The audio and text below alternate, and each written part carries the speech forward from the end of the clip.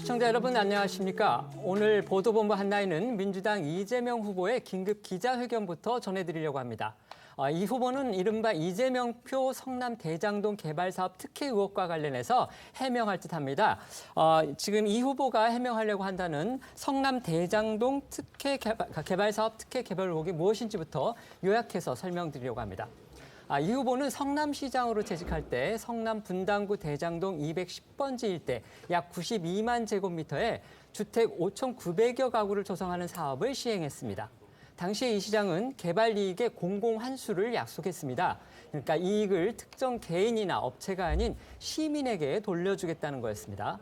하지만 정작 한 민간 시행업체와 또 그와 관련 있는 개인, 회사 등이 최근 3년간 적게는 600억 원, 많게는 3,400억 원의 배당금을 챙긴 것으로 드러나서 당시 성남시가 특혜를 준 게 아니냐 이런 의혹이 불거지고 있는 겁니다.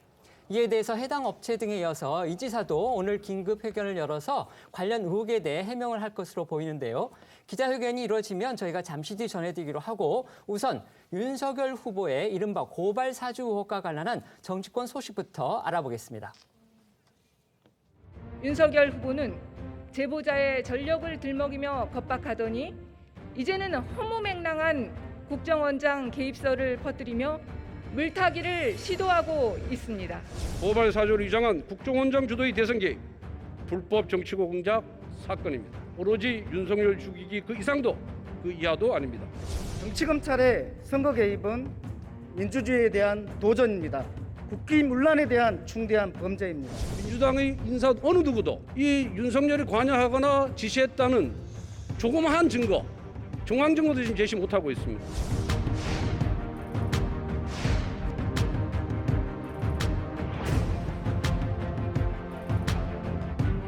이 사건을 언론은 고발 사주 의혹 이렇게 불렀지만은 이제는 제보 사주 의혹 이렇게 불러도 무리는 아닐 겁니다.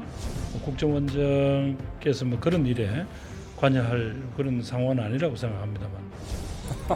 여러분도 다 아시잖아요. 저에 대한 정치 공작을 함께 상의하고 논의했다는 얘기 아닙니까? 제가 대표님한테 시시콜콜 뭐 상의 드릴 일도 없고 이런 의혹 자체가 굉장히 바보 같다라는 생각을 합니다.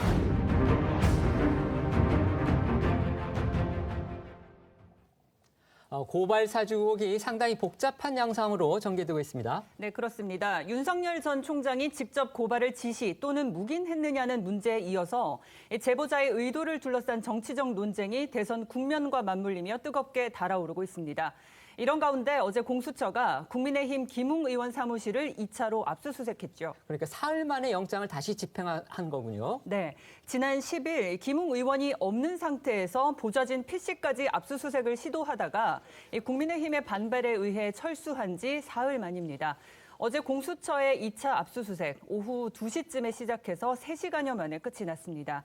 수사관들은 김 의원이 사용하는 컴퓨터와 USB에 저장돼 있는 파일의 내용 등을 확인했고 보좌진의 PC의 경우에는 김 의원이 사용하지 않았다는 것만 확인을 했습니다. 또 한 건의 압수물도 없이 돌아간 것으로 알려졌습니다. 그러니까 언론들은 빈손 철수를 했다 이렇게 묘사를 했더군요. 네, 그렇습니다. 김 의원과 보좌진이 서명해야 하는 이 압수물 리스트는 정작 빈칸이었던 것으로 알려졌습니다. 영장 혐의 사실과 관련 있는 압수물이 없어서 공란에 서명을 해야 했다는 얘기입니다. 지금 방금 이재명 지사가 기자회견을 갖기 위해서 조금 국회에 늦었습니다. 나타났습니다. 그러면 이재명 지사의 회견 현장 연결해 보겠습니다. 그냥 넘어가려고 했는데 좀 도가 지나쳐서 일단 있는 사실을 밝히고 저희 입장을 좀 말씀드리겠습니다. 지금 논의되고 있는 대장동 개발은 민간 개발 특혜 사업을 막고 무려 5,503억 원을 시민의 이익으로 환수한 모범적인 공익 사업입니다. 당군 이래 최대 규모의 공익 환수 사업인 대장동 개발 사업을 둘러싼 억측, 의도적인 곡해, 또 왜곡 보도, 네거티브를 넘어선 흑색 선전, 마타도아가 난무하고 있습니다. 결론적으로 말씀드리면 대장동 개발은 국민의힘 소속 신모 전 국회의원이 주동이 돼서 추진을 했던 사업이었고 또 수천억 원의 개발 이익이 예상되던 민간 개발 사업이었습니다. 그런데 제가 성남시장이 되면서 성남시 공공개발로 전환을 해서 개발이익 5,503억 원 가량을 성남시로 환수한 대표적인 모범 개발 행정 사례입니다. 이 사업 내용이 워낙 복잡해서 좀 자세히 설명드리도록 하겠습니다. 사업의 진행 과정은 이렇습니다. 분당과 판교 사이에 위치하고 있는 노른자위 녹지로서 개발 압력이 컸던 이 대장동 일대를 원래 LH가 공영 개발을 확정해서 추진하고 있었습니다. 그런데 2009년에 민간 사업자들이 국민의힘, 그러니까 당시는 새누리당이죠. 국민의힘 소속 신모, 뭐 정확히 얘기하면 신영수 전 국회의원인데요. 신영수 당시 국회의원의 동생, 그다음에 LH 출신 인사들에게 수억 원씩 뇌물을 주면서 공영 개발을 포기시키는 로비를 했습니다. 그리고 신모 국회의원은 그해 2009년 말에 국감에서 LH 사장에게 공영 개발 포기를 압박했습니다. 결국 2010년 6월에 LH는 공영 개발을 포기했습니다. 이에 따라서 민간 개발업자들이 민영 개발을 통해서 땅 짓고 헤엄치기 시기로 엄청난 수천억 원대 이권을 차지할 수 있는 길이 열렸습니다. 그런데 2010년 6월에 지방선거에서 제가 예상을 뒤집고 시장으로 당선이 되면서 이 대장동 개발 사업을 온갖 로비와 압력에 굴하지 않고 성남시 공영 개발로 제가 바꿨습니다. 공영 개발 포기 로비를 하던 민간 사업자들은 이제 민간 개발로 이제 사업을 하기로 하고 땅도 10%씩 계약금 주고 다 거의 다 매입했는데 제가 공영 개발을 하면서 이분들은 이제 소위 닭 쫓던 개가 됐죠. 성남 시민들은 수천억대 이익을 이제 확보할 기회가 생긴 겁니다. 개발업자들의 한탕주의 노림수는 결국 무산됐고 또 뇌물을 준 사업자와 뇌물을 받은 신모 의원의 동생 그 외에 뭐 LH 관련자 등등 여러 명이 구속됐습니다. 이 신모 의원 동생은 로비 성공했다고 또 수천만 원 돈을 또 받았습니다. 기소된 내용이죠. 저는 정당한 개발 업무의 대가가 아니고 국민이 위임한 인허가권 행사로 그냥 생기는 불로소득 개발 이익은 원칙적으로 공공, 즉 시민이 취득해야 된다라고 믿는 사람입니다. 단순한 인허가에 따른 개발 이익을 민간 사업자가 다 독식하고 또 국민 세금으로 그에 필요한 기반 시설 비용을 부담하는 것은 당연히 공정하지 않습니다. 불로소득 개발 이익 공공 환수 신념에 따라서 저는 대장동 개발 이익 중에서 5,503억 원 상당, 평가액은 나중에 좀 변동이 있었습니다. 환수했습니다. 구체적 내역을 보면 사업자가 2,761억 원을 들여서 성남시 1공단 공원 조성 사업을 책임지고 하기로 했고 920억 원으로 추산되는 사업지 인근의 터널 공사 등을 책임지기로 했습니다. 또 당시 1,822억 원으로 추산된 현재는 뭐 훨씬 2천 몇백억씩 됩니다. 추산된 대장동 A 11블럭 임대 부지를 무상으로 제공하는 그런 조건이었습니다. 공영 개발을 결정하긴 했는데 성남시가 직접 1조 원이 넘는 토지 매입부를 조달할 수가 없어서 직접 사업을 수행할 수는 없었고 성남시 산하기관인 성남도시개발공사도 역시 자금 여력이 부족하고 또 사업 시행을 직접 수행할 능력이 문제가 될 수 있기 때문에 직접 사업을 수행할 수는 없었습니다. 이에 따라서 성남도시개발공사는 자금 조달을 하거나 또 사업 수행을 하고 또 사업이 잘 안 될 경우 위험 부담을 할 민간 사업자를 공모해서 특수목적법인을 신설한 다음에 이를 통해서 개발 사업을 하기로 했고 그리고 민간 사업 참여 희망 컨소시엄 중에서 성남시에 확정된 이익을 가장 많이 확실하게 보장할 사업자를 공모했습니다.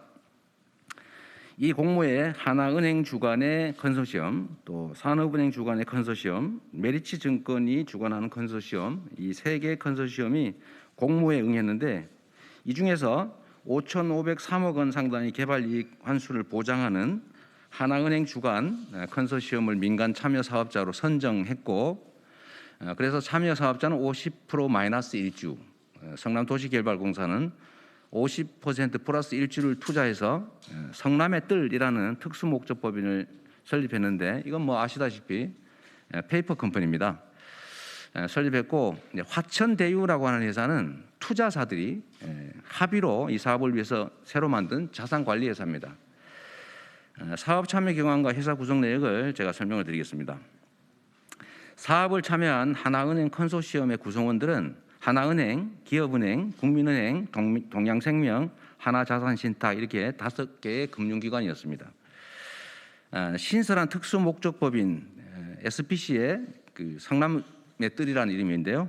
여기 주주들은 당연히 50% 플러스 1주를 가지고 있는 의사결정권을 가지고 있는 성남도시공사, 그리고 50% 마이너스 1주를 가지고 있는 5개 투자사, 그리고 투자사들이 합의해서 만든 자산관리회사인 화천대유, 이렇게 주주가 구성되어 있습니다. 화천대유라고 하는 회사는 그 세법상 PFV, 즉 프로젝트 금융 투자회사이기 때문에 비용 지출이 불가능하다고 하고, 그래서 이 투자 5개 회사가 이 사업 시행을 위해서 합의해서 새로 만든 자산관리회사입니다. 그리고 당연히 합의에 따라서 이 자산관리회사도 SPC의 주주가 됐습니다. 이 화천대유의 주주와 그 자회사의 내역은 투자금융기관들이 합의해서 만든 것이고 구체적인 내용을 발표하고 있지 않기 때문에 그들만 알 수 있는 내용이고 아무도 내용을 모릅니다. 이 사업의 투자 사업비는 대개 그러니까 요약하면 이 지사의 설명은 민간 사업자한테 특혜를 준 게 아니고 오히려 5,503억이라는, 그러니까 민간인이 가져갈 수 있는 그런 공공 개발 이익을 오히려 성남시가 환수해서 시민들한테 돌려줬다, 이런 요지로 지금 해명을 하고 있습니다. 또 뒷부분에 뭐 기자들 질문 답변도 있겠지만 결국 같은 요지일 걸로 저희가 예상을 했습니다. 자, 어떻게 들으셨습니까? 불로소득을 없애는 이제 공공개발로 전환하기로 했다 하는 이제 그 이재명 지사의 설명은 이제 뭐 취지는 그 이해가 갑니다. 그런데 이제 조금 이제 몇 가지 짚어볼 대목은 있습니다. 아까 이 지사가 얘기했던 이제 화천대유 자산관리라는 회사가 있는데, 이 회사가 자본금 5천만 원 해서 설립해서 이 사업을 했는데 지난 3년간 그 현금 배당을 577억을 받았어요. 그러면 아이고 이게 너무 지나친 거 아닌가? 그리고 이제 이 업체를 설립한 대표가 기자 출신인데 한 이 사업 전해에 2014년에 이재명 당시 성남시장을 인터뷰한 적이 있습니다. 그래서 혹시 그런 게 개인적인 인연이 관계가 돼서 혹시 그 사업을 맡았을 가능성은 없는가? 이제 이런 문제가 첫 번째 제기되는 거고, 두 번째는 이 화천대유에 577억이 갔지만 더 많은 돈, 한 3,400억 정도가 이제 SK증권에 갔는데, SK증권이 투자가 한 게 아니라 아까 말씀드렸던 그 언론인 출신 김모 씨하고 그분의 뭐 굉장히 가까운 분들 6명에서 7분이 SK증권을 통해서, 그러니까 실제로 투자를 한 겁니다. 그래서 여기를 통해 가지고 아까 이 지사가 얘기했던 그 시행업체, 그 성남의 뜰의 그 우선주를 거의 대부분을 인수를 했어요. 그러니까 지금까지 그 뭐 3천억이 넘는 이런 현금 배당을 받았는데, 이런 부분에 굉장히 굉장히 밝은 김경률 회계사 있지 않습니까? 그러니까 그분 얘기가 앞서서 그 화천대유에 5천만 원, 그다음에 SK증권을 투자한 자본금 3억해서 3억 5천 투자해서 실질적으로 배당금을 4,040억을 받았다. 그러면 엄청난 수익률이죠. 물론 이분들도 자본금 적은 뭐 사업은 많습니다. 그렇지만 뭐 수백억 원을 본인들도 투자하고 뭐 은행에서도 뭐 수천억 차입해서 사업을 했다고는 하지만, 그럼에도 불구하고 이제 이거는 성남도시개발공사가 하는 거니까 상대적으로 좀 안전한 사업인데 그런 거에 비하면 너무나 그 수익률이 큰 거 아니냐. 아까 이 지사가 5,503억 원의 그 수익을 환수해서 시민에게 돌려줬다고 자랑하셨는데, 근데 4,400억 원 정도, 40억 원 정도가 특정인이나 특정인과 관련된 분들에게 갔다면 또 이건 너무나 큰 특혜를 준 거 아니냐, 이런 의혹이 됐고, 마지막으로 하나로 요 사업을 진행했던 당시 그 성남도시개발공사 기획본부장이 이제 건설사 출신으로 특채된 분인데, 이분이 이 사업이 끝나고 이 지사가 경기도지사 되니까 금방 경기관공사 사장의 차관급입니다. 되고 지금은 이재명 캠프에 있다는 또 얘기가 있습니다. 그래서 혹시 뭔가 이 지사도 약간의 관련은 있는 거 아닌가, 그런 의혹을 지금 뭐 이낙연 그 예비후보 같은 지금 당 내에서도 제기하고, 또 이제 야당에서는 당연히 공수처에서 수사하라 이런 얘기가 나오는 건데, 오늘 이제 끝까지 못 들어봐서 얼마나 이 지사가 확실하게 설명을 했는지 모르겠는데 설명이 만약에 부족한 부분이 있거나 설명이 안 되는 부분이 있으면은 뭐 공수처라든지 관련 뭐 다른 사정기관에서 한번 들여다보는 것도 뭐 검토할 필요는 있을 것 같습니다. 변호사님은 어떻게 보셨어요?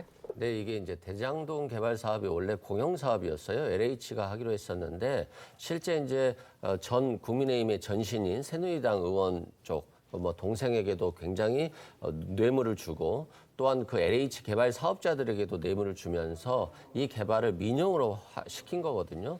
그랬는데 다시 이재명 시장이 성남시장이 되면서 이걸 다시 공영개발로 바꾼 겁니다. 그래서 5,500억 원에 해당하는 어떤 금원을 국민들에게 돌려준 것이기 때문에 굉장히 이 취지 자체로 굉장히 좋았다고 생각되고 이 부분도 과거 이재명 지사에 대한 대법원 판결에서 확인이 됐어요. 주요 사실이 다 객관적 사실에 부합한다라고 했기 때문에 뭐 사실일 것으로 보여지고요.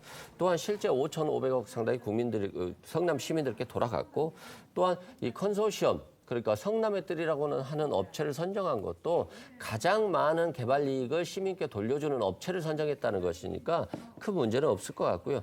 또한 지금 뭐 600억 원이다, 4천억이다 뭐 이런 얘기들이 나오는데 이게 이제 순수익인지 아니면 실제 여기 PF에 투자된 어떤 투자금에 대한 이자를 같이 배당금으로 지급이 된 것인지 또는 사업 비용이 포함된 것인지 이런 것들까지도 고려해서 확인해 봐야 되지 이 비용이 단순히 순수익이라고 단정하고 얘기하는 것은 좀 사실과 다를 수 있다 생각됩니다. 네, 알겠습니다. 자, 김웅원 압수수색 뉴스 계속 알아보겠습니다. 네, 공수처가 어제 김웅 의원의 사무실을 압수수색하자 김웅 의원은 조성은 씨가 제보 직후 만난 박지원 국정원장에 대해서도 같은 기준으로 수사할 것을 촉구했습니다. 한번 목소리 들어보겠습니다. 박지원 원장 등에 대한 고발장을 접수를 받았지 않습니까? 4일 안에 그 피고발인들에 대해서도 야당 정치인에게 했던 거와 똑같은 그 정도의 그 정광석화와 같은 압수수색이 있을 것으로 기대하겠습니다. 또 윤석열 캠프도 공수처를 향해 성명서를 냈습니다. 공수처가 조성은 씨에게 먼저 연락해 참고인 조사를 받으라고 설득했다는 취지의 공수처 관계자 발언을 두고 제보 사주로 규정하면서 조성은과 공수처를 연결하고 제보를 사주한 배후의 핵심 인물이 누군지 밝히라고 촉구한 겁니다. 이런 가운데 JTBC는 공수처가 수사와 압수수색에 전격 착수한 근거를 확인했다고 보도했습니다. 근거라는 게 어떤 내용이죠? 이 공수처가 조성은 씨의 휴대전화에서 고발장 등을 손준성 검사가 전달했다는 중요 단서를 포착했고 그걸 근거로 수사와 압수수색에 나섰다는 건데요. 조성은 씨 텔레그램 창에 뜬 손준성 명의 계정을 따라가 보니 실제 손 검사의 휴대전화 번호와 연동된 텔레그램 계정이 뜬다는 겁니다. 법원에는 현직 검사가 연루됐다는 게 객관적으로 확인된 사실이라고 압수수색이 필요한 이유를 제시한 걸로 파악된다고 합니다.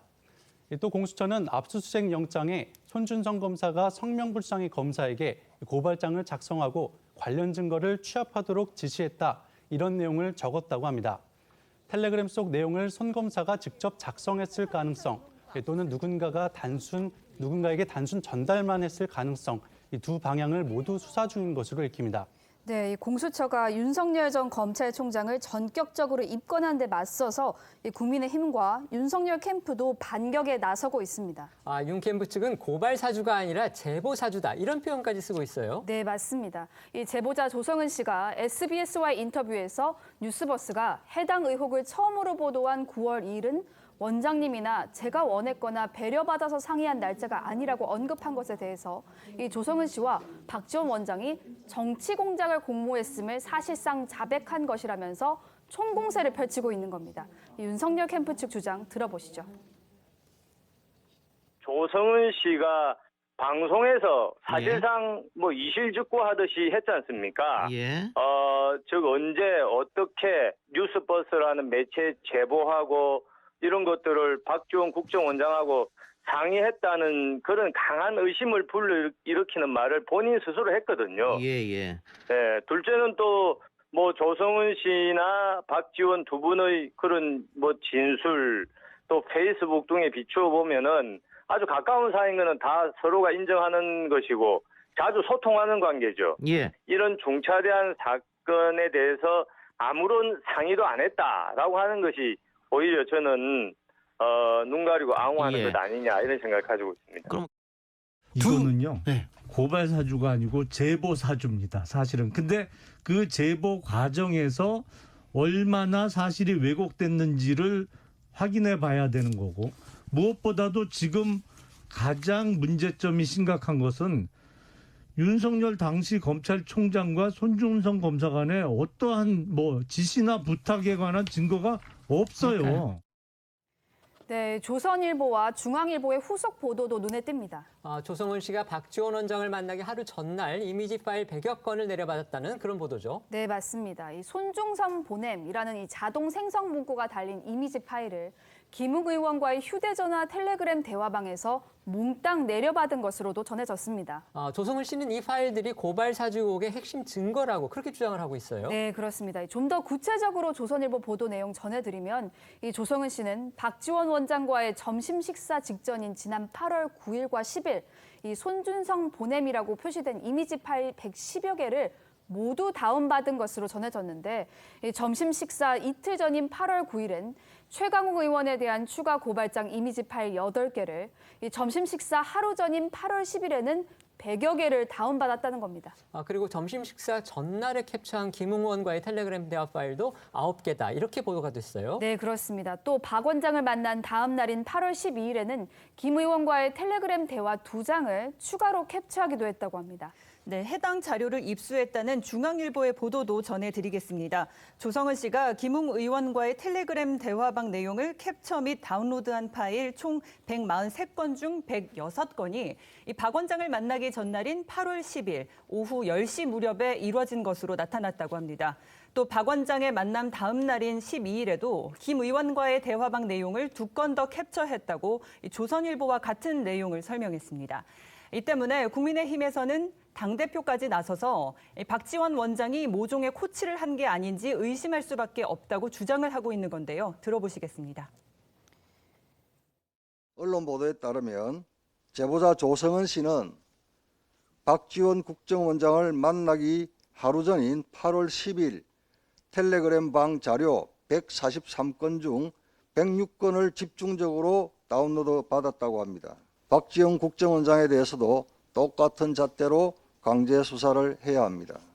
뉴스버스하고 접촉을 시작한 날은 7월 21일인데 네. 그때 뉴스버스 기자에게는 딱 단 하나의 캡처 하나만 보내줍니다. 그다음에 8월 10일 106건의 김웅 의원으로부터 받은 걸 자기 다운로드를 받습니다. 그리고 다음 날 박지원 원장을 만나요. 그러면 여기서 지금 민주당도 윤석열 총장이 지시했다고 막 상상하고 단정을 하는데 저희도 상상하고 단정을 한다면 그 자료 프린트해서 박지원 원장한테 보여줬을 수도 있는 거 아니겠어요?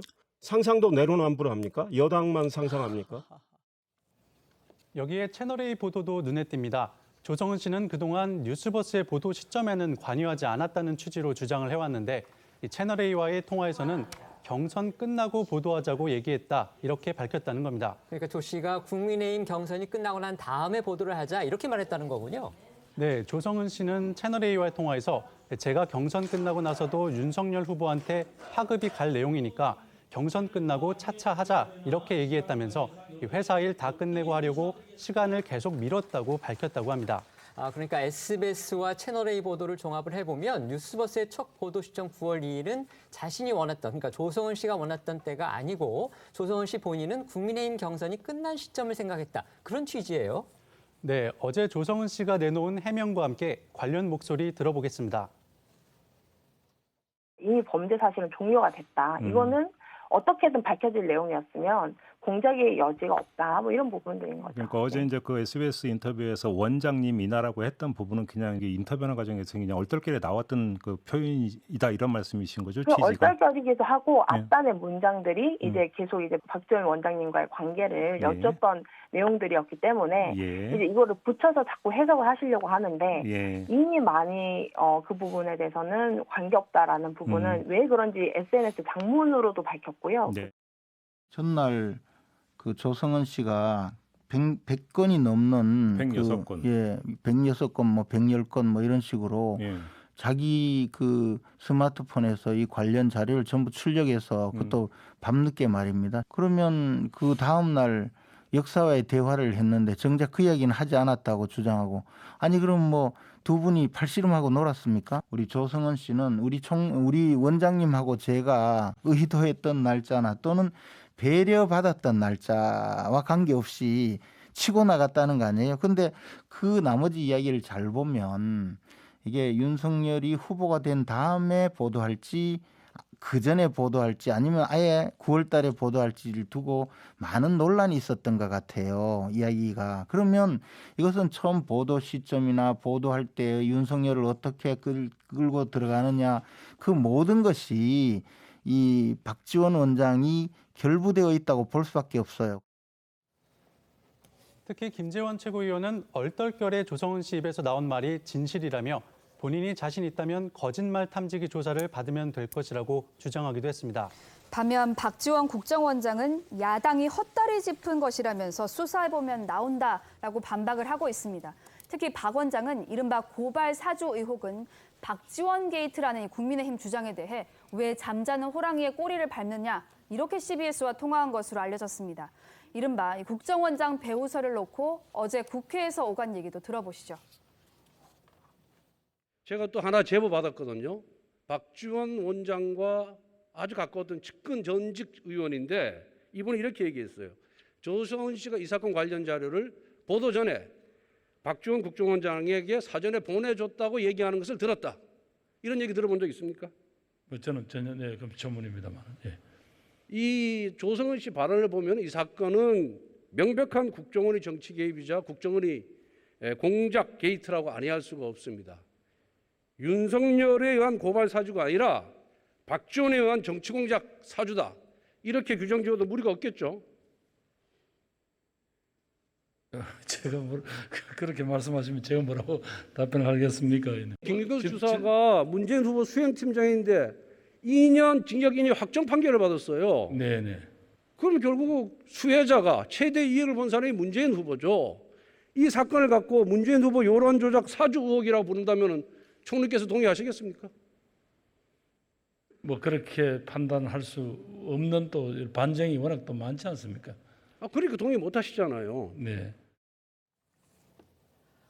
국민의힘은 연일 이번 고발 사주 의혹의 제보자로 알려진 조성은 씨의 어떤 말, 그다음에 행적에 대해서 문제를 삼고 있습니다. 조 씨가 9월 2일은 원장님이나 제가 원했던 날짜가 아니다. 이렇게 발언을 한 데 이어서 또 조 씨가 박 원장을 만나기 하루 전에 자료 100여 건을 캡처하거나 다운로드한 것이 보도가 되면서 연일 논란이 되고 있는데요. 이 부분 어떻게 보십니까? 그러니까 조성은 씨가 하는 발언에는 의혹을 이렇게 확산시킬 만한 요소들이 상당히 있어요. 일단 9월 2일이 우리 원장님과 제가 원했거나 배려 받기 위해서 상의했던 날짜가 아니라고 그러면은 그럼 원했던 날짜가 있었던 모양이다. 뭐 배려받으려고 상의한 날짜가 있었던 모양이다. 그럼 원했던 날짜라는 건 어떤 거야? 그러니까 혹시라도 윤 전 총장에게 좀 더 타격을 가할 수 있는 날짜, 예를 들어 가지고 뭐 후보 선출지나 이런 걸 얘기하는 건가? 그럼 배려라는 거는 본인도 약간 이제 그 이후 추후에 얘기를 했지만 어떤 자기 사업의 어떤 정리를 하고 대응할 수 있는 상황에서 이 보도가 터졌으면 더 낫다는 걸 의미하는 건가? 이런 많은 상상을 하게 되고 그동안 너무나 말이 오락가락했기 때문에 이것도 뭐 실수일 수 있다 생각할 수 있지만 반대로 또 부지불식간에 속마음이 나온 거 아닌가 이렇게 생각할 수도 있고 그다음에 100여 건 캡처한 그 날짜 관련해서도 그 전에 뉴스버스 기자한테는 한 건 캡처해서 줬다는 거 아닙니까? 근데 8월 11일 날 박지원 원장이랑 만나기 전에 106건을 캡처했다면 그냥 그러면은 혹시 캡처해서 박 원장한테 보여줬을 수도 있겠다. 또는 USB에 담아서 줬을 수도 있겠다. 그렇다면은 이거는 굉장히 제보하는데 박 원장이 어떤 여기에 개요 가능성을 굉장히 높일 수도 있고 또 그거를 100여 건을 캡처해서 박 원장만 줬을까? 그 전에 뉴스버스 기자한테 한 건만 줬대지만 이번에 캡처한 거 나중에 줘서 기사 쓰는데 더 활용할 수 있게 할 수도 있었겠다. 이런 많은 얘기를 하기 때문에 이거에 대해서는 좀 더 명백한 소명이 필요하고 박 원장에 대해서도 이제 많은 문제가 제기되는데 아직 뭐 얼마나 관여를 했는지 안 했는지 그거는 윤석열 전 총장이 뭐 고발 사주에 관련됐는지 안 됐는지 마찬가지로 드러난 건 없습니다. 그렇지만 지금까지 밝혀진 사실로만 보더라도 박 원장이 8월에 뭐 여러 가지 굉장히 그 바쁜 일도 많았을 텐데 그 조성은 씨랑 이렇게 둘이서 이제 시내에서 업무 그것도 주중에 오찬하는 게 아주 적절했는가 이 부분에 대해서는 한번 좀 그 반성하실 필요가 있을 것 같고 그리고 이제 뭐 호랑이 꼬리를 밟느냐고 이제 강력하게 대응했는데 국정원장이라는 자리에 계시면 야당의 정치 공세가 조금은 섭섭할 수 있어도 이런 식으로 문제가 확산되는 발언을 하는 거는 뭐 아주 적절치는 않은 것 같습니다. 네, 오늘 이준석 국민의힘 대표는 국정원장의 이 대선 정치 개입이라는 국민에게 트라우마를 남겼던 과거 사례를 연상시킬 수도 있다면서 이 대선의 공정 관리와 국정원의 정치 중립을 위해서 박 원장이 거취 문제를 선택해야 할 수도 있다. 이렇게 압박을 한 반면에요. 민주당은 야당이 물타기를 하고 있다며 고발 사주 의혹이라는 시발점으로 다시 포커스를 돌리기 위해서 주력하는 모습입니다.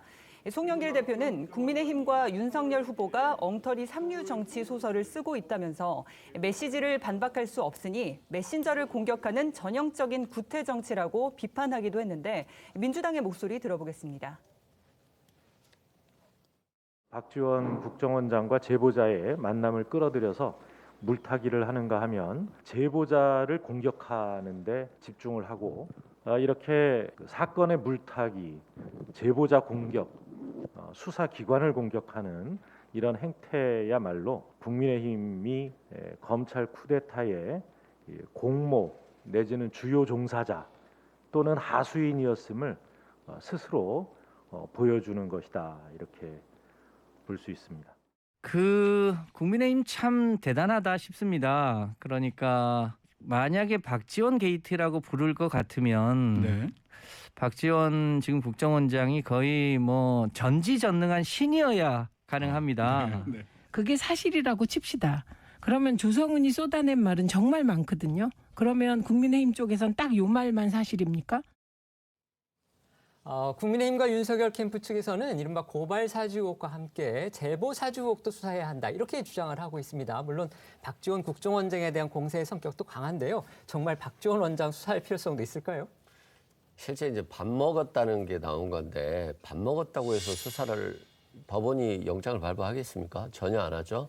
또한 만약에 그 홍준표 캠프의 누군가와 같이 밥을 먹었다 이런 의혹도 제기했는데 그렇다고 한다면 우연히 그냥 홍준표 측 의원 쪽 사람과 밥을 먹으면 또 홍준표 스캔들이 되는 거고 또 조성은 씨와 밥 먹으면 박지원 스캔들이 되는 거고 이게 너무 음모론에 가깝다. 이렇게 돼서는 안 될 것 같고요. 실제 제보 일자는 2020년 6월에 제보를 했고 7월 달에 그 제보 기자에게 전달을 합니다. 텔레그램 캡처 자료를. 이미 제보가 됐는데 제보 사주를 할 수 있을까요? 그건 말이 안 되는 것 같고요. 기자 입장에서 언제 언론에 발표할 것인가는 그 제보의 신빙성이라든가 타당성을 확인한 후에 발표하는 것이기 때문에 박지원 전 국정원장과는 전혀 무관하다고 보여지고 실제 이런 일들이 지금 조성은 씨의 핸드폰이 이미 제출돼 있어요. 공수처하고 감찰부에. 그렇기 때문에 박지원 국정원장과 통화를 했다거나 SNS 메시지를 보냈다거나 이런 뭐 내용들은 얼마든지 검찰이나 공수처에서 볼 수 있기 때문에 이걸 뭐 의심할 수 있는 정황이 있을까 싶고 오히려 손준성 검사는 지금 허위 사실이면 다 고발하겠다. 허위 사실이다 했습니다만 한 명도 고발하지 않고 실제 지금 텔레그램 메시지도 실제 손준성 검사에서 나왔다라고 하는 언론 보도 의혹이 보도되고 있거든요.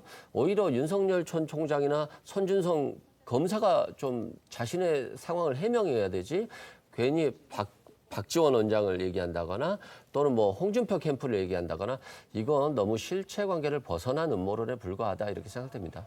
네, 이런 가운데 어제 윤석열 캠프와 박지원 국정원장과 이 제보자 조성은 씨와 함께 고발한 성명 불상자가 누구인지에도 이 정치권에 관심이 쏠리고 있습니다. 윤 캠프 쪽에서는 그 성명 불상자가 박 원장과 조 씨 만남의 동석자라고 주장하는 거죠? 네, 맞습니다. 윤석열 캠프 측에서는 8월 식사 자리에 박 원장과 조 씨 외에 누군가 한 명이 더 있었다라고 주장을 하고 있습니다. 다만 그 동석자가 누구인지는 밝히지 않고 있는데요. 어제 윤 후보의 목소리부터 들어보시죠.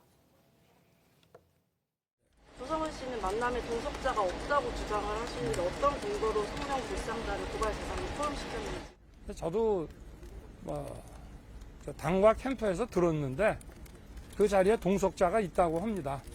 그리고 그걸 거의 확인한 사람들도 있다고 하고, 그래서 여러 가지 그 방법을 사용을 하면은 동석자의 신원이 특정되지 않겠냐 해서 그 고발장에 동석자도 넣었다고 그런 얘기를 저도 들었습니다. 자세한 건 저도 그건 잘 모르겠습니다. 그러니까 윤 총장이 따르면 동석자가 있었다는 말은 들었는데 신원이 특정되지는 않았다. 자기도 누군지는 잘 모르겠다. 이런 얘기군요. 네, 그렇습니다. 다만 윤 캠프 측에서는 특정 캠프 소속 인사를 의심하고 있는 것으로 전해집니다. 오늘 윤 캠프의 고발장을 입수해 보도한 연합뉴스는 이 고발장에 특정 선거 캠프 소속의 동석자가 있었다는 다수의 의혹제기 내용이 있었다. 또 박 원장이 뉴스버스 기사 게재에 관해 조 씨, 성명 불상 등과 공모했다는 사실을 분명히 알 수 있다 등의 내용이 담겨 있다고 전했습니다. 그러니까 윤 캠프 측이 고발장에 특정 선거 캠프 소속 이렇게 명시를 했다는 거예요. 네, 오늘 윤 캠프 측의 이야기도 한번 들어보시죠. 제보가 들어오는 게 있습니까? 이야기는 뭐 있었던 들어와 있는 거를 전에 들었고요. 제보가 들어왔다고 전에 들으셨어요? 뭐 현재는 저희가 내놓을 수 있는 어떤 증거는 없는 상황이고 이 역시 확인이 돼야 된다. 그럼 확인해 달라는 차원에서 어제 고발을 하신 걸까요? 그렇죠. 이제 확인이 필요하고 없는 이야기들이 제보로 들어올 수도 있지만 또 근거가 있는 것들이 제보로 들어올 수도 있고 그렇기 때문에 이미 언론사에도 많은 제보가 간 걸로 알고 있고요. 지금 전 언론사가 취재를 하고 있는 상황인 것 같습니다. 그러니까 제보를 확인하는 차원에서 고발을 했다는 거고요. 정치권에서는 윤 후보와 경쟁을 벌이는 특정 캠프 인사가 아니냐 이런 말들이 나돌고 있는데 조성은 씨는 이를 적극 부인했더라고요. 그렇습니다. 조 씨는 오늘 자신의 페이스북에 박 원장과의 식사 자리에 동석자는 없었다는 입장을 재차 강조했습니다. 그러면서 특정 캠프 인사라는 사람에 대해선 이름조차 들어본 적 없다고 했습니다. 이어 조 씨는 거론되는 특정 대선 주자를 본 적도 없고 박 원장은 그 후보와 썩 가까운 사이는 아닌 것으로 안다고도 덧붙였습니다. 네, 박지원 원장 역시 동석자는 없었다라는 입장입니다. 박 원장은 어제 서울경제와의 통화에서 8월 11일 분명히 조 씨와만 만났고 이 동석인물로 거론되는 사람은 알지도 못한다라면서 거짓말이 제일 나쁘다라고 말한 것으로 전해졌습니다.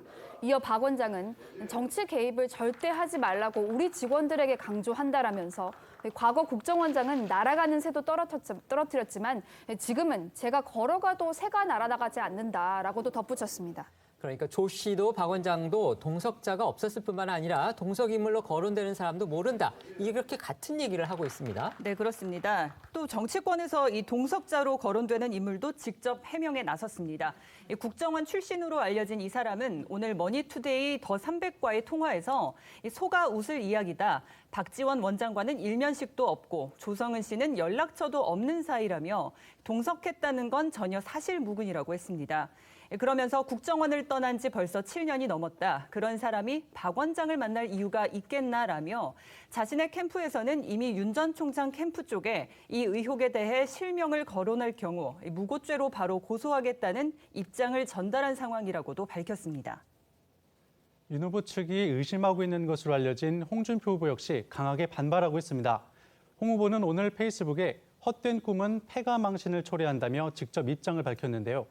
홍 후보는 고발 사주 사건에 마치 우리 측 캠프 인사가 관여된 듯이 거짓 소문이나 퍼뜨리고 특정해보라, 기자들에게 취재해보라고 역공작이나 하고 참 잘못 배운 못된 정치 행태라며 윤 후보 측을 겨냥했고요. 이어 누가 헛소문을 퍼뜨리고 있는지 다 알고 있다면서 구태들 속에 있다가 물들지 말고 당당하게 정도로 나아가라고 강조했습니다. 윤 후보 측에서 주장하는 동석자가 홍준표 후보 캠프 측 인사로 거론이 되면서 당사자는 물론이고 또 홍 후보도 강하게 반발을 하고 있는데요. 윤 후보 측에서 뭔가 잘못 짚은 걸까요? 글쎄요. 일단 홍 후보나 지금 거론되는 분 입장에서 보면은 뭐 굉장히 이건 중요한 문제죠. 예를 들면은 이른바 이제 뭐 고발 사주 내지는 정치 공작 내지는 제보 사주라고 지금 나오는데 여기에 동참해서 이제 같은 당 그 후보를 공격했던 걸로 되니까 이게 사실이면은 홍 후보로서는 뭐 굉장히 중대한 일이 아닙니까? 그러니까 확실하게 이제 지금 부인을 하고 있는 거고 지금 거론되는 분은 이제 아까 잠깐 얘기 나왔듯이 이제 뭐 정보기관 출신이고 아마 이제 정보관으로서 국회를 출입하면서 그 홍준표 의원과 알게 되고 이제 상당한 그 인연이 있었고 지금 굉장히 중요한 조직인 이제 그 프리덤 코리아 그러니까 자유한국이죠. 그 조직을 맡기도 해서 측근인데 그 최측근이 이런 일이 있다면은 그거는 굉장히 어려운 일이에요. 그런데 문제는 뭐냐면은 윤 캠프 쪽에서도 아까 보면 고발장을 보면은 그게 사실인 걸 확인할 수 있도록 자신 있게 나오는 데다가 윤 전 총장이 후보가 직접 이렇게 얘기를 했기 때문에 상당히 이제 발언에 무게가 쏠렸는데 홍 의원이나 지금 이 당사자가 강력하게 부인하니까 그걸 탄핵하는 후속적인 뭐 증거나 이런 거는 내지 못하고 있지 않습니까? 이게 이제 신중해서 그러는 걸 수도 있는데 아니면 준비가 조금 덜 된 상태에서 발표를 했던 건가? 그럼 그거를 후보가 직접 이렇게 발표하게 하는 거는 그거는 적절했던 건가?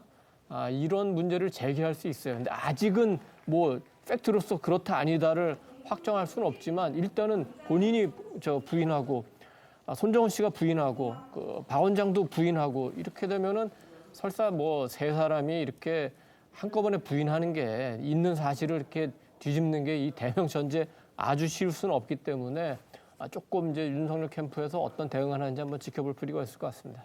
네, 일각에선 이 제보자 조성은 씨의 오락가락하는 발언이 의혹을 더 혼란스럽게 만들고 있다. 이런 지적도 나오고 있습니다. 물론 여권에선 야당이 메신저를 공격해 제보의 신뢰도를 떨어뜨리려고 한다고 지적하지만 조 씨 본인이 불신을 자초하고 있다. 이런 비판도 만만치 않은 상황인 겁니다. 애초 조 씨는 자신이 제보자가 아니라고 부인한 것을 뒤집었었고 또 어제 정치권에선 지난 10일 조 씨가 SBS와의 인터뷰에서 의혹 보도 시점과 관련해서 우리 원장님이나 제가 원했거나 상의했던 날짜가 아니다라고 한 발언에 대한 파장도 컸었습니다. 관련 목소리 들어보시죠. 9월 2일이란 날짜는 우리 원장님이나 제가 원하거나 배려받아서 상의했던 날짜가 아니다. 네. 이렇게 좀 또렷하게 말씀을 하셔서. 그러니까 계속 그 날짜에 아니면 이 보도에 관해서 어떤 뭐 공작이 있었다. 막 이런 취지로 계속 이제 주장을 하잖아요. 근데 보도뿐만 아니라 내용 자체도 상의한 바가 없는데. 박지원 원장과 뭐 상의된 부분이 아니었다 이런 식의 얘기를 해서 그건 뭐 여러분도 다 아시잖아요. 저는 저에 대한 정치 공작을 함께 상의하고 논의했다는 얘기 아닙니까? 뭐 저뿐 아니라 그걸 바라본 모든 국민들이 그렇게 생각하실 것 같은데요. 조 씨 발언을 두고서 윤 후보 측에서는 자백이다 이렇게 지금 몰아세우고 있지만 조 씨는 얼떨결에 나온 말실수다 이런 취지로 지금 해명을 하고 있어요. 네, 그렇습니다. 논란이 확산되자 조 씨는 페이스북에 박지원 원장과는 어떤 요소에서라도 윤석열 후보에 대한 내용들을 상의할 대상으로 고려하지 않았다며 말꼬리 잡기에 불과하다고 반박을 했지만요. 이미 윤 후보 측과 야당의 공격의 빌미를 내준 이후였습니다. 이 때문에 일각에서는 조 씨의 잦은 언론사 출연이 적절하지 않았다는 지적도 나오고 있습니다. 유창선 시사평론가는 어제 자신의 페이스북에 순수한 의미의 제보자라면 자신이 정확히 아는 것만 수사기관에 넘겨주고 자신은 뒤로 빠졌어야 했다며 그런데 언론의 조명을 받는 인물이 된 상황을 즐기기라도 하는 듯한 모습이라고 이 조 씨를 비판하기도 했고요. 국민의힘 대선 주자인 하태경 후보는 어제 한 라디오에 출연을 해서 조 씨가 원래 말실수가 많다고 주장하기도 했는데 하 후보의 이야기를 들어보시죠. 조성은 씨가 뭐 원래 말이 많은지 원래 이제 조성은 씨가 그 당 관계자들 주변 이야기를 들으면 말이 많아서 말실수가 많다. 또 뭐 평상시 행실 가지고 말씀하지 마시고 구체적인 추가적인 증거가 있으면 좀 말씀을 해달라고 여쭙는 거니까요. 본인 말만큼 결정적인 증거가 어디 있어요? 하 후보는 박지원 원장과 조 씨의 만남과 관련해서도 적극적인 공세에 나서고 있습니다. 하 후보는 지난 12일 자신의 페이스북에서 의혹을 규명하기 위해 박 원장이 조성은과의 만남을 투명하게 밝혀야 한다며 박 원장이 조성은과 만남에서 사용한 특활비의 구체적인 내역을 하나도 숨김없이 공개해야 한다고 했습니다. 그러면서 박 원장이 내역 공개를 거부한다면 이번 사건에 본인이 관련돼 있다는 의혹을 스스로 인정하는 격이 될 것이라고도 덧붙였는데요. 이 같은 주장은 어제 대정부 질문에서도 나왔습니다. 하 후보의 주장과 함께 들어보시죠. 조성은 씨가 어쨌든 공개적인 언론에 나와서 결과적으로 사실상 제보를 한 건데 그러면 휴대폰도 압수수색하고 지금 국정원장실을 털어야죠. 결과적으로 두 가지 다 제보를 한 건데 한쪽 제보에 있어서는 번개처럼 하고 한쪽 제보에 대해서는 무시하고. 식사비를 어느 카드로 결제했는지 이러한 그 공급 유형 여부에 대해서도 조사해야 된다고 생각하는데 어떻게 생각하십니까? 그 내용은 제가 답변 드리긴 적절치 않은 것 같습니다. 예. 그러니까 야당은 박지원 원장이 조 씨와의 식사에 혹시 국정원 특활비를 쓴 것이 아니냐, 그 여부까지 밝혀라, 이렇게 지금 몰아세우고 있어요. 네, 그렇습니다. 또 야당은 이 박 원장이 조 씨가 이 국가 기밀을 공유했을 가능성도 제기하고 있는 상황입니다. 특히 하 후보는 박 원장이 올해 2월 국회 정보위에서 비공개로 발언한 내용이 비슷한 시기에 이 조 씨의 페이스북에 게시된 점을 근거로 해서 박 원장 국회 정보위원회에서 진술한 대외비 내용도 이 조성은에게는 다 털어놓는군요 라면서 박 원장이 조성은에게 국가기밀을 유출한 건 없는지도 수사해야 한다라고 주장을 했습니다. 하 후보가 근거로 제시한 글은 이 조 씨가 올해 2월 박 원장과 국정원장 공관에서 만난 직후 올린 것으로 추정이 되는 글입니다. 조 씨는 해당 글에서 이 설이라 뵙고 5시간 넘게 이야기를 나눴다라고 했는데 이 당시 거론되던 국정원의 정치인 불법 사찰 의혹을 암시를 하면서 공개가 되면 피를 보는 쪽은 입을 다물어야 한다. 이혼할 사람들이 많을 것이라면서 박 원장이 했던 걸로 보이는 말을 언급하기도 했습니다. 보도에서 들으신 것처럼 지금 제보자 조성은 씨가 잇따라서 지금 언론 인터뷰에 출연을 하고 있고요. 물론 방송, 신문 인터뷰 다 하고 있습니다. 그리고 본인의 또 SNS를 통해서 자주 글을 올리고 있고요. 이렇게 너무 잦은 발언이 뭔가 사태의 어떤 핵심을 흐리고 그다음에 여러 가지 혼선을 초래하는 게 아니냐, 이런 지적들이 지금 나오고 있는데 어떻게 보십니까? 실제 조성은 씨가 개인적으로는 제보를 했으면 제보의 순수성에 맞게 뒤에서 수사기관에 협조하는 게 가장 옳다고 생각해요. 자꾸 이렇게 언론에 나서서 얘기를 하는 것은 자신의 의도와 다르게 왜곡될 수 있거든요. 그런 측면에서 저는 조성은 씨의 행동이 그렇게 타당하지 않다고 보고 있고요. 실제 이제 박지원 원장과 관련해서 박지원 원장이 관여한 것도 아니고 내가 원한 것도 아니고 박지원 원장이 원한 것도 아니다, 이런 취지인데, 이 취지는 저는 그렇게 봐요. 그 말 전부터 박지원 원장이 관여된 적이 없다고 명확히 얘기를 했기 때문에 보도가 된 날짜에 대해서 박지원 원장이 관여한 것도 없고 내가 관여한 것도 없다, 이런 취지인데 말이 살짝 왜곡되게 이제 해석됐던 것 같아요.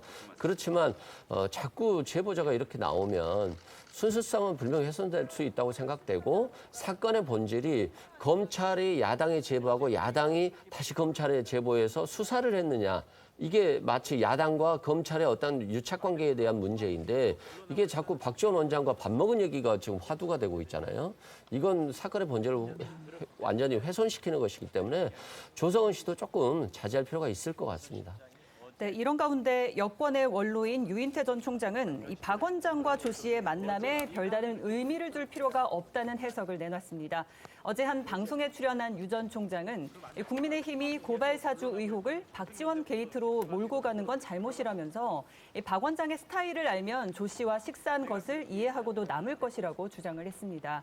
박 원장 스타일이 워낙 마당발로 유명해서 조 씨뿐 아니라 기자들도 자주 불러 식사를 하고, 또 더군다나 은밀한 이야기를 공개된 장소인 호텔 일식집에서 했다는 건 너무 터무니없다, 이런 추측인데요. 이어 유 전 총장은 국민의힘을 향해서 밥 한 번 먹은 걸 가지고 도대체 왜 저렇게 대응을 하는지 좀 딱해 보인다고도 덧붙였습니다. 한편 청와대는 박지원 원장의 개입 의혹에 강하게 선을 긋고 있습니다. 어제 청와대 핵심 관계자는 기자들과 만난 자리에서 이 박 원장이 청와대에 관련 보고를 한 것이 있는지, 이 청와대가 어떻게 파악을 하고 있는지 말해달라라는 질문에 박 원장과 관련해서 어떤 것도 보고받은 것은 없는 것으로 알고 있다라고 답을 했습니다. 이어서 박 원장이 언론 제보에 관여했다라는 의혹에 대해서 청와대의 입장은 무엇이냐라는 물음에도 박 원장 관련 사안은 청와대가 언급할 사항이 아니다 라면서 즉답을 피했습니다. 그러면서 현재 여러 의혹들이 명쾌하게 밝혀지지가 않는 상태이지 않느냐, 그런 상황 속에서 자꾸 청와대의 입장을 묻는데 근본적으로 청와대가 언급할 사안이 아니다라고 반박을 했습니다. 네, 청와대가 침묵을 이어가는 사이 어제 대정부 질문에서 여당은 고발사주 의혹에 대해 검찰권 남용이라며 윤 전 총장을 정조준했죠. 이른바 윤석열 검찰의 국기문란 공작이라고 규정하면서 공세 수위를 높였는데요. 화면으로 보시겠습니다. 검찰의 속성상 지휘책임자가 모를 수가 없고, 몰랐다면은, 만약에 몰랐다면 책임을 물어야 하는 그런 국기문란에 대해서 총리님 어떻게 생각하십니까? 이게 가정으로라도 말씀드리기가 정말 조심스럽습니다만은 만약에 지금 이게 만약에 사실이라면 이거는 국가 조직으로서 있을 수가 없는 일이고 특히 또 공무원으로서 이런 대놓고 소위 정치 개입 행위가 되는 건데 이건 공무원으로서는 이건 중대한 범죄 행위가 되는 거겠죠. 예. 더불어민주당은 검찰의 고발 사주 의혹은 쿠데타, 건풍 사건이라고 주장을 했습니다. 또 김부겸 국무총리도 사실이라면 국가 조직으로서는 있을 수가 없는 일이다라고 답을 했습니다. 백혜련 민주당 의원은 윤석열 검찰은 총장의 측근과 가족을 보호하기 위해 이 검찰권을 사유화하고 남용했다. 이 선거 결과에 영향을 미치려고 했다라고 주장을 하면서 이 철저한 진상규명과 응당한 처벌로 최순실 사태에 이은 검당 유착 국기문란 사건을 막아야 한다라고 말했습니다. 백 의원은 윤석열 후보와 손준성 수사정보정책관의 친밀한 관계도 강조하면서 윤 후보가 손 정책관의 유임도 요청했는지를 따져 물었습니다. 이에 대한 박범계 법무부 장관의 목소리 들어보시죠. 그 장관님께서 취임하시고 인사 단행할 때 윤석열 총장이 손준성 검사 유임 요청했습니까? 총장의 뜻으로 유임의 뜻이 뭐 제가 직접 받은 건 아닙니다만 그렇게 전달된 것으로 기억합니다. 그러니까 유일하게 어떻게 보면 요청한 인사 아닙니까? 대검에서. 전임 총장과 손준성 검사와의 관계는 매우 특별한 관계였습니다. 그러니까 네. 뭐 그것을 근거할 수 있는 여러 가지가 있습니다만 지금 뭐 밝히기에는 좀 그런 것 같습니다. 윤석열 후보와 손준성 검사의 관계는 매우 특별한 관계였다. 근거가 있지만 지금 밝히기는 좀 그렇다. 박범계 장관이 이렇게 얘기를 했는데요. 내용을 구체적으로 말하지 않았을 뿐이지 사실상 여당의 공격을 수긍한 걸로 보입니다. 네, 그렇습니다. 현재 윤석열 캠프 측은 손준성 검사가 지난해 2월 초 수사정보정책관으로 발령받았고 고발 사주 의혹이 불거진 것은 2달 뒤인 4월 3일로 손 검사가 최측근이 될 수 없다는 주장을 펼치고 있는데요. 박범계 장관이 특별한 관계를 증명할 수 있는 이 근거를 언급한 겁니다. 양기대 민주당 의원은 두 사람의 관계를 종합해보면 지난해 4월 손 검사가 김웅 의원에게 전달한 문제의 고발장 전달 과정을 윤 전 총장이 최소한 인지라도 했을 가능성이 있다고 주장했는데요. 하지만 권성동 국민의힘 의원은 손 검사가 윤 후보의 최측근이라는 주장은 그 당시 상황을 고려한 것이 아니라 사후에 만들어진 정치 프레임이라고 반박하면서 드루킹 댓글 조작 사건을 언급했습니다. 이 사건을 가지고 문재인 당시 대선 후보의 여론 조작 사주 의혹 사건이라고 볼 수 있냐 이렇게 김부겸 총리에게 물으면서 문 대통령이 책임지게 하라. 그러면 윤 전 총장에게도 책임지게 하겠다. 자신 있냐고 재차 물었지만 김 총리는 명확한 답을 하지는 않았습니다. 박범계 장관이 윤석열 후보와 손준성 검사가 매우 특별한 관계였다. 그리고 근거도 여러 가지가 있다. 이렇게 얘기를 했지만 또 내용을 구체적으로 설명하지는 않았는데 그 근거라는 게 어떤 의미일까요? 아마 이제 박범계 장관이 총장의 뜻에 따라서 유임이 된 건 맞다. 다만 나한테 얘기를 한 건 아니다라고 하고 있잖아요.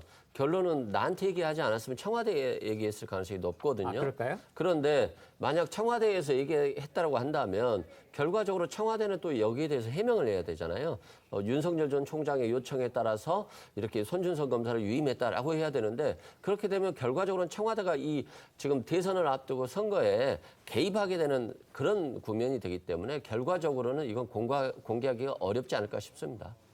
네, 한편 윤석열 후보 측은 윤 후보와 손 검사가 특별한 관계였다는 이 박범계 장관의 답변에 국무위원이 국회에서까지 가서 그렇게 이야기하셨다니 유감스럽다는 입장을 밝혔는데요. 들어보시겠습니다. 오늘이요 국회에서 박범계 법무부 장관이 대정부 질문에서요 윤석열 전 총장과 손준성 검사가 매우 특별한 관계였다 이렇게 밝힌 부분은 어떻게 보십니까?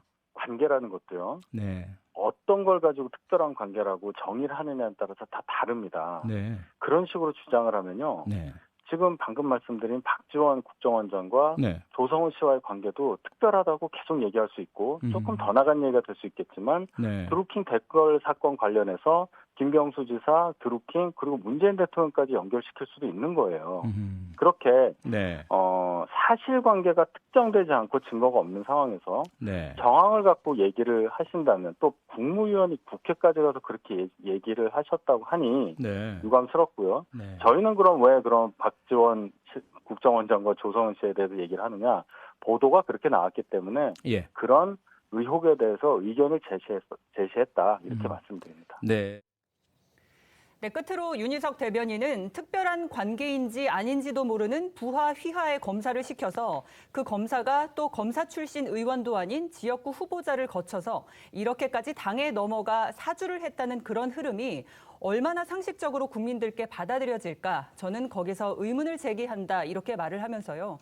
조성은 씨와 박지원 국정원장의 관계와 윤석열 후보와 손준성 검사의 관계는 완전히 성격이 다르다는 것을 강조하기도 했습니다. 윤석열 후보 측은 윤석열, 손준성 관계에 대한 여권의 공세에 대응해서 드루킹 사건의 문재인 대통령과 김경수 지사의 관계로 반격을 하고 있습니다. 이런 공격 타당하다고 보십니까? 어떤 보수와 그 측근이 연관됐다는 점에서는 뭐 비슷하게 볼 수가 있지만 본질적으로는 좀 다른 점이 더 많은 것 같습니다. 예를 들어서 지금 문제가 되고 있는 이른바 고발 사주 또는 뭐 제보 사주나 정치 공작 의혹은 사실관계가 불분명한 게 훨씬 많습니다. 손준성 그 검사가 실제로 고발장을 썼는지, 윤석열 당시 검찰총장이 그런 지시를 했는지, 심지어는 그 윤석열과 손준성의 관계가 가까웠는지, 뭐 그냥 업무적인 관계였는지 그게 다 불투명하지 않습니까? 거기에 비하면 오히려 드루킹 사건에서 그 문 대통령과 김경수 당시 의원의 관계는 좀 더 정확하죠. 드루킹하고 김경수 두 사람의 관계는 대법원 확정 판결로 뭐 선거법 위반 확실하게 업무방해로 확실하게 그 유죄가 확정됐죠. 그리고 누가 뭐래도 김경수 의원 전 경남지사는 문 대통령의 측근이었다는 거는 뭐 부인할 수 없는 사실입니다. 그런 명확한 차이가 있고 다만 공통점이 있다면은 가장 핵심 문 대통령이 그 드루킹 그 여론 조작을 알았었느냐 또는 이번에는 그 윤석열 전 총장이 그 고발장을 만들도록 지시했느냐.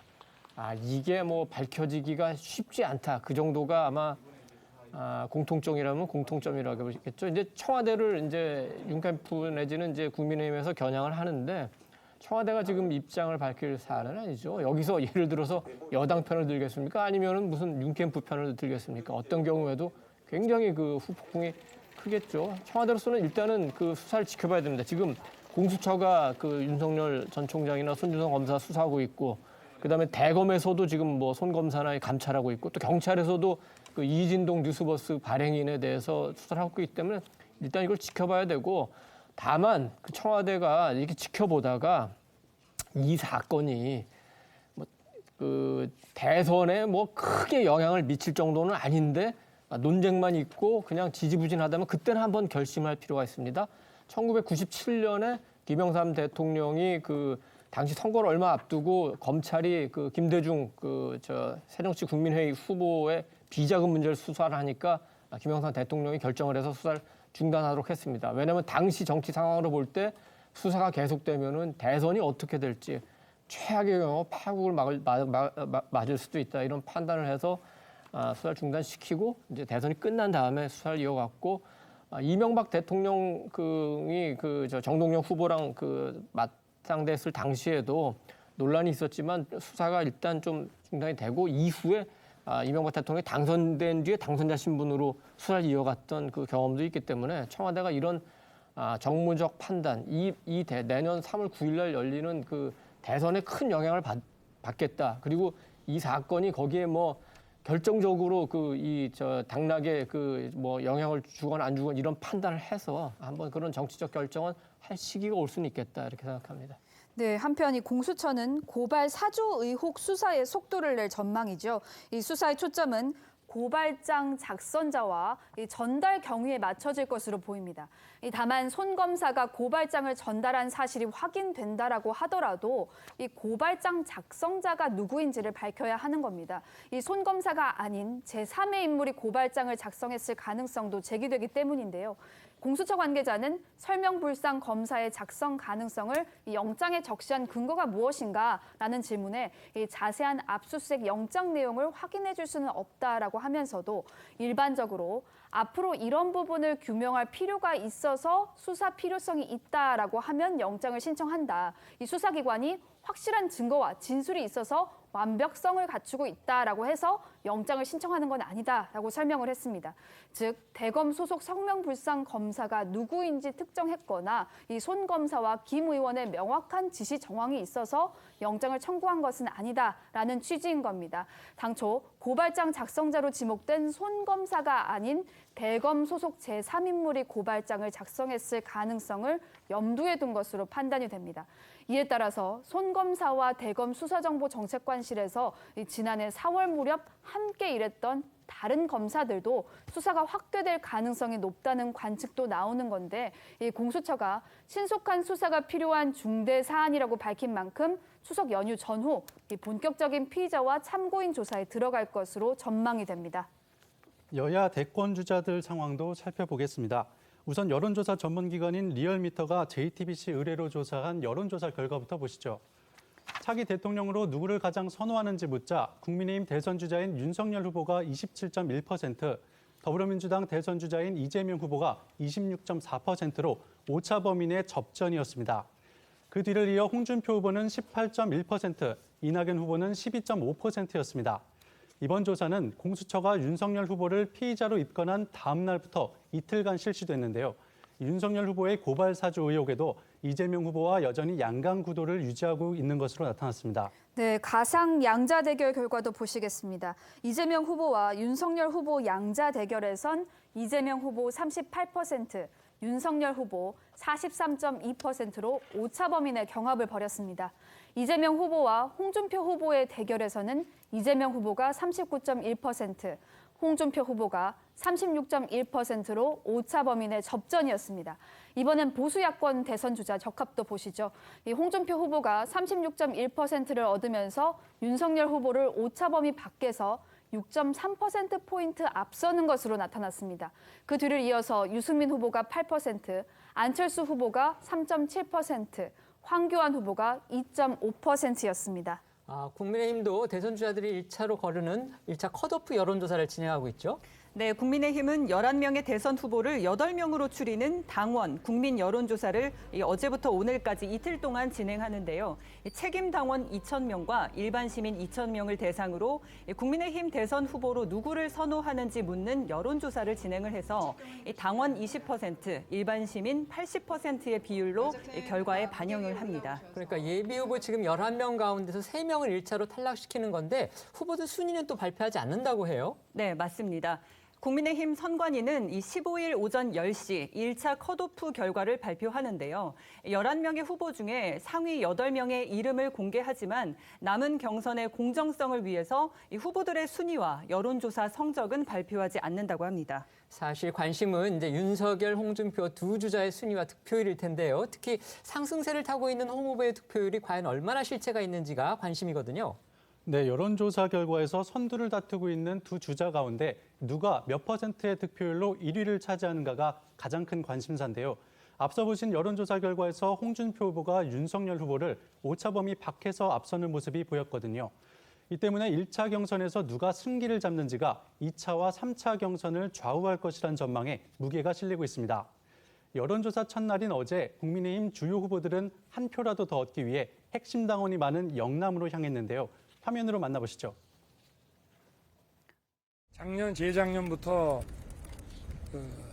이 정권이 저를 쫓아내기 위해서 갖은 억지를 다 쓰고 했지만 국민들의 지지와 성원으로 제가 여기까지 왔고 그렇기 때문에 많은 지지를 해 주실 것으로 저도 생각하고 있습니다. TK는 대한민국 70년 성취의 역사의 중심에 있었고 선진국 진입에 그동안 우리 GK의 땀과 노력이 뒷받침이 되었다. 대구 신공항을 박정희 공항으로 이름 짓고 가덕도 신공항은 김영삼 공항으로 이름을 짓도록 하겠습니다. 뭐 어떤 어려움이 있더라도 제 진심을 우리 시도민들께서 알아주실 때까지 와서 만나고 소통하고 대화하고 또 설득을 하도록 그렇게 하겠습니다. 대구역 경북 지역의 주민들 모두 힘을 모아서 여러분들이 염원히 정권교체 반드시 이뤄내고 새로운 나라, 더 밝은 미래를 가진 대한민국 만들어 나가는데 제가 앞장서겠습니다. 한편 이 정치 경험이 없는 윤석열 후보가 이 구태 정치인에 둘러싸여서 시간 낭비만 한 사실을 뒤늦게 깨닫고 이들을 쳐내는 등 이 캠프 정비에 나설 것이다. 이렇게 전망하는 이가 있습니다. 관련 발언 직접 들어보시죠. 자기 캠프에 대한 변화를 갖다가 시도하지 않을 수 없을 거예요. 그러니까 지금 보면 뭐 캠프에 들어와 있는 사람들이 15년 전에 설치된 사람들이 다 들어와 있어요. 지난 4월 달인가 3월 달에는 이미 그런 거지.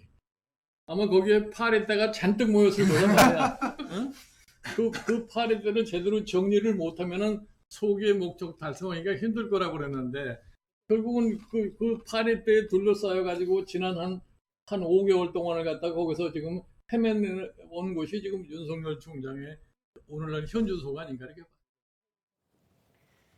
네, 보신 것처럼 김종인 전 국민의힘 비상대책위원장은 어제 권경의 변호사와 금태섭 전 의원, 진중권 전 동양대 교수가 진행하는 유튜브 방송에 출연을 해서 이같이 말했는데요. 김 전 위원장은 지금쯤 윤 전 총장이 국민의힘 조기 입당을 후회하고 있을 거라면서 막상 당에 들어가니 여당은 윤 전 총장에 대한 공격을 계속하고 야당 내부에서도 공격이 같이 가해지는 어려운 상황에 직면해 있다고 진단했습니다. 국민의힘이 내일 1차 컷오프 결과를 발표를 합니다. 어떻게 예상하십니까? 변수가 생겨가지고 조금 표심이 흔들릴 것 같습니다. 지난주까지만 해도 윤 전 총장은 뭐 그대로 지지를 유지하거나 약간 떨어지고 홍준표 후보가 상당히 많이 올라갔지 않습니까? 그대로 지켜봤으면 재밌었을 텐데 이른바 고발 사주 내지는 제보 사주 혹은 정치 공작 의혹이 어떤 표심에 영향을 미치냐인데 전체적으로 후보를 다 놓고 그 조사를 하면 윤석열 후보가 유리하겠지만 지금 조사는 그렇지 않습니다. 여당 후보는 배제하고 야당 후보만 놓고 하는데 이거는 이 여론조사에서는 홍준표 의원이 앞서는 경우가 굉장히 많아요. 다만 이게 80%고 20%는 이제 당원들 조사인데 당원은 아까 말씀드린 대로 조금 전체 후보를 놓고 하는 것처럼 윤석열 후보에게 조금 유리할 수도 있죠. 그래서 한번 지켜보는 게 굉장히 재밌었을 텐데 지금 이런 이제 상황이 되면서 홍준표 캠프에서는 마치 윤석열 전 총장이 탄압받는 것처럼 보여서 강성 보수 지지층이 조금 윤 캠프한테 가는 거 아닌가 그런 우려는 조금 하고 있는 것 같습니다. 그런가 하면 민주당 경선 상황은 점점 더 뜨거워지고 있습니다. 어제는 경선 완주 의사를 강하게 보여왔던 정세균 후보가 대선 경선 후보직 중도 사퇴를 선언했는데요. 이에 따라 민주당 대선 경선 레이스는 기존 6파전에서 5파전으로 재편됐습니다. 어제 후보직 사퇴 선언 기자회견 내용 직접 들어보시겠습니다. 부족한 저를 오랫동안 성원해 주신 많은 분들께 고개 숙여 진심으로 감사드립니다. 저는 이제 평당원으로 돌아가 하나 되는 민주당, 새로운 대한민국을 위해서 백의종군하겠습니다. 나라와 국민과 당으로부터 받은 은혜를 갚겠습니다. 함께 뛰던 동료들께 응원을, 저를 돕던 동지들께 감사의 인사를 보냅니다. 고맙습니다. 사랑합니다. 두고두고 갚겠습니다. 감사합니다. 결국 지난 2주간 치러진 경선에서 열세를 극복하지 못해서일까요? 네, 그렇게도 보이는데요. 지금까지 약 55만 명이 투표한 결과 정세균 전 총리의 누적 득표율은 4.27%에 그쳤습니다. 특히 추미애 후보에게 3위 자리까지 내주면서 경선 완주가 어렵다라는 결론을 내린 것으로도 보입니다. 정세균 전 총리는 다른 후보 지지 선언 여부와 이낙연 후보를 배려한 것 아니냐는 질문에는 즉답을 피했습니다. 직접 들어보시죠. 호남 경선 전에 녹화를 하신 건데 이게 나름 이낙연 전 대표에 대한 배려다 이런 시각도 있는데 어떻게 생각하십니까? 저는 민주당을 사랑합니다. 대한민국을 더 사랑합니다. 그래서 저의 결정은 민주당과 새로운 대한민국을 위해서 한 결정입니다. 다른 후보를 지지 선언하실 계획은 없으신가요? 예, 제가 민주당을 지지한다고 말씀드렸지 않습니까? 저는 일관되게 민주당을 지지할 것입니다. 네, 정세균 캠프 대변인을 맡았던 조승래 민주당 의원은 이 정세균 전 총리가 향후 다른 후보를 지지할 의사가 없다는 점을 분명히 했습니다. 이낙연 후보와 손을 잡고 반 이재명 연대에 나설 것이라는 관측을 부인한 것으로 해석이 되는데요. 오늘 라디오 인터뷰에 출연한 조승래 의원의 목소리를 들어보겠습니다. 특별히 그 특정한 이제 후보를 배려하거나 뭐 지원하거나 하는 의미에서 중단 결정을 한 것은 아니라는 것을 분명히 말씀을 드리겠고요. 혹시 다른 후보 지지 선언하실 계획은 없는지에 대해서도 많은 분들이 좀 궁금해합니다. 제가 알기로는 없을 거라고 알고 있고요. 후보도 그 부분에 대해서는 말씀을 좀 하신 것 같고요. 특정한 지금 국면에서 특정한 후보를 지지하거나 뭐 성원해 주는 것은 그건 아니다 이렇게 분명히 말씀드리겠습니다.